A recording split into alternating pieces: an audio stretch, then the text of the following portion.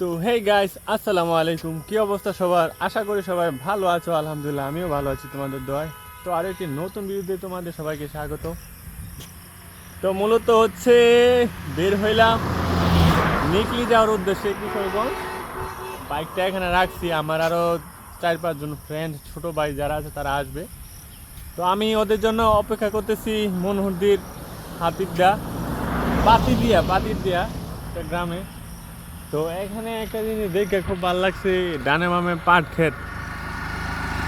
গ্রামের মধ্যে এত সুন্দর পাট ক্ষেত, মানে যেটা কিনা ছোটোবেলার শৈশবের সাথে একটা সম্পর্কিত, বিশেষ করে যখন আমাদের শীতললক্ষা নদীর পাড়ে যাইতে, আমি যখন শীতললক্ষা নদীর পাড়ে যাইতাম এরকম ছোটোবেলা শৈশব ছোট যখন বয়স, তখন মনে করো যখন নাইলা ক্ষেত দেখতাম বা পাট ক্ষেত দেখতাম খুব ভয় পাইতাম, দৌড়ে চলে যাইতাম। মানে তখন ছিলাম এরকম ছোট, পাট গাছগুলো ছিল এরকম বড়, মানে কি যে একটা ভয় পাইতাম।